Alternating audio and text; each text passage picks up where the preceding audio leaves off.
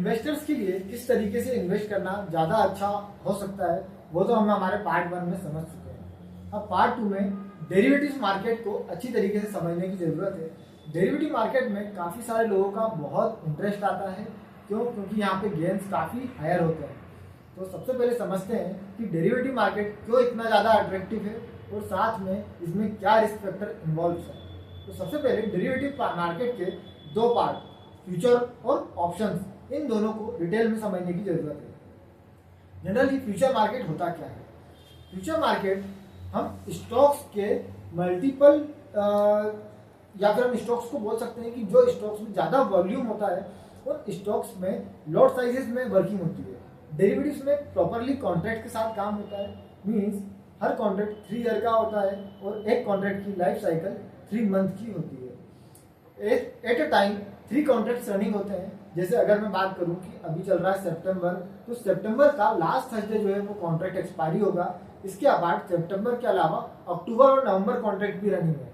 नवंबर contract नवंबर के last Thursday को expire होगा और अक्टूबर कॉन्ट्रैक्ट अक्टूबर के लास्ट थर्सडे को एक्सपायर होगा। जैसे ही सितंबर कॉन्ट्रैक्ट एक्सपायर होगा उसके नेक्स्ट डे से एक नया कॉन्ट्रैक्ट स्टार्ट हो जाएगा जिसको हम बोलेंगे दिसंबर कॉन्ट्रैक्ट, जो दिसंबर की लास्ट थर्सडे तक चलेगा। इसलिए उसका लाइफ साइकिल रहता है 3 मंथ का। मीन्स हर कॉन्ट्रैक्ट का लाइफ साइकिल 3 मंथ होता है। बट जनरली जो करंट कॉन्ट्रैक्ट होता है उसमें वॉल्यूम्स एक्टिविटी काफी अच्छी देखने को मिलती है। ये वॉल्यूम्स क्या होते हैं इसको समझ लेते हैं। Volumes means number of buyer और सेलर, कितने ज्यादा बायर और सेलर स्टॉक्स को बाय और सेल करने के लिए आ रहे हैं उसको कहा जाता है वॉल्यूम एक्टिविटी। मीन जहां जिस मार्केट में ज्यादा बायर और सेलर अवेलेबल होगा वहां पे आपको स्टॉक्स को परचेस करने में और सेल आउट करने में ज्यादा परेशानियों का सामना देखने को नहीं मिलेगा। अदरवाइज आपको वॉलेटिलिटी का सामना करना पड़ सकता है। आपको मार्केट में एलटीपी कुछ और दिखता है, लेकिन जब आप उसको मार्केट प्राइस से सेल आउट करने चाहते हैं तो आपका स्टॉक जो है उस प्राइस पे सेल आउट होता नहीं है, लोअर प्राइस पे सेल आउट हो जाता है। इसी तरीके से बायर्स को भी काफी सारी परेशानियां देखने को मिलती हैं कि जो हमें प्राइस दिखता है उस प्राइस पे बाय होता नहीं है और हायर प्राइस पे बाय हो जाता है, क्योंकि सामने वाला व्यक्ति कोई दूसरी प्राइस रेंज पे बिल लगा के बैठा होता है हायर प्राइस पे सेल आउट के लिए। इसको हम ऑर्डर बुक से काफी अच्छी तरीके से समझ सकते हैं। जब आप ऑर्डर बुक देखेंगे तो आपको समझ में आएगा जितने भी बायर्स हैं वो ट्राई करते हैं कि मैं लोअर से लोअर प्राइस पे परचेस करूं और जो सेलर है वो ट्राई करते हैं कि मैं हायर से हायर प्राइस पे अपने स्टॉक्स को सेल आउट करूं।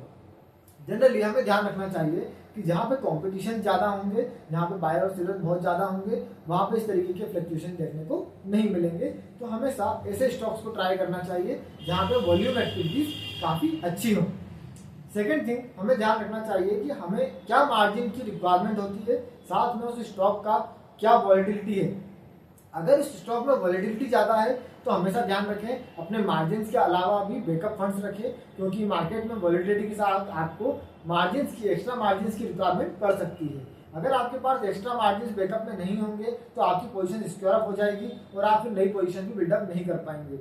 इसलिए हमेशा ध्यान रखें बैकअप फंड्स का होना बहुत जरूरी है अगर आप डेरिवेटिव्स में काम कर रहे हैं तो।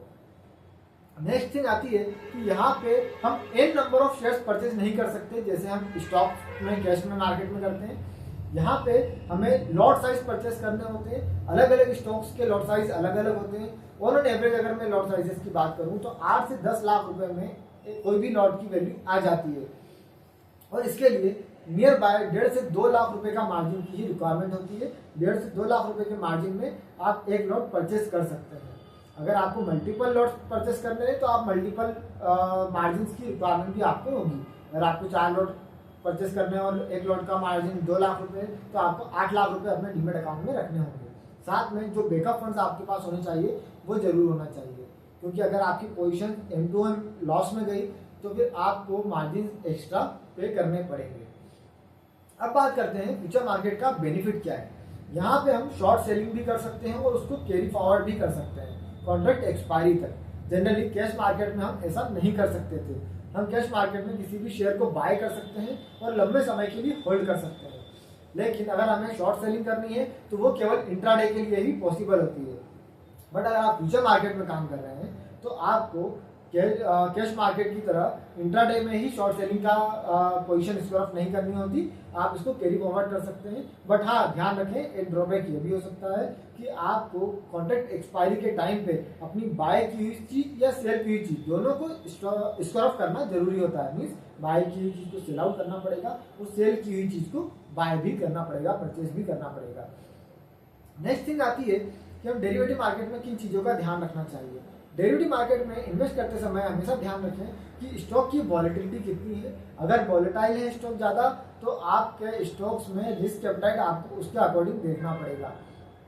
कुछ स्टॉक्स में जनरली 2 से 3%, 4% का मोमेंटम नॉर्मल होता है, तो इस तरीके के स्टॉक्स जो होते हैं उनके लिए आपको रिस्क एपेटाइट अपना मैनेज करके रखना पड़ेगा। अगर आपको किसी लो वॉलेटिलिटी स्टॉक्स में इन्वेस्टमेंट करना है तो जनरली इस तरीके से पीएसयू स्टॉक्स होते हैं, उनमें काफ़ी कम वॉलेटिलिटी होती है, उनमें भी आप इन्वेस्टमेंट कर सकते हैं। लेकिन ये जरूर ध्यान रखें कि आपको कॉन्ट्रैक्ट एक्सपायरी पे अपनी पोजीशंस को स्क्वायर अप करनी पड़ेगी और नए कॉन्ट्रैक्ट में नई पोजीशन भी बिल्डअप करना पड़ेगी। हर कॉन्ट्रैक्ट में प्राइस का भी डिफरेंस आता है, ये डिपेंड करता है डिमांड और सप्लाई के कारण। और साथ में हमेशा ये देखा गया है कि हमेशा करंट कॉन्ट्रैक्ट में जो प्राइस होता है नेक्स्ट कॉन्ट्रैक्ट में प्राइस उससे थोड़ा हायर होता है और लास्ट कॉन्ट्रैक्ट में सबसे ज़्यादा प्राइस देखने को मिलता है। इसलिए लोग ट्राई करते हैं कि करंट कॉन्ट्रैक्ट में ही उस पोजीशन को परचेज करें। बाद में अगर कुछ होता है तो कुछ अमाउंट पे आउट करके और उसको कैरी फॉरवर्ड किया जा सकता है। जब कॉन्ट्रैक्ट एक्सपायरी आती है तो कैरी फॉरवर्ड कॉस्ट जो है बहुत कम लगती है। और अगर हम स्टार्टिंग से ट्राई करें कि हम लास्ट कॉन्ट्रैक्ट में ही ट्रेड करें तो वहाँ पे कैरी फॉरवर्ड कॉस्ट जो होती है काफ़ी ज़्यादा होती है, प्राइस डिफरेंस जो है काफ़ी ज़्यादा होता है। इसलिए करंट कॉन्ट्रैक्ट में ट्रेड करना ज़्यादा बेटर होता है, या आप नेक्स्ट कॉन्ट्रैक्ट में भी कर सकते हैं। इसके बाद नेक्स्ट थिंग आती है ऑप्शन मार्केट की। ऑप्शन मार्केट को समझने की कोशिश करते हैं किस तरीके से उसमें ट्रेड किया जा सकता है और क्या रिस्क एपेटाइट्स का हमें ध्यान रखने की जरूरत है।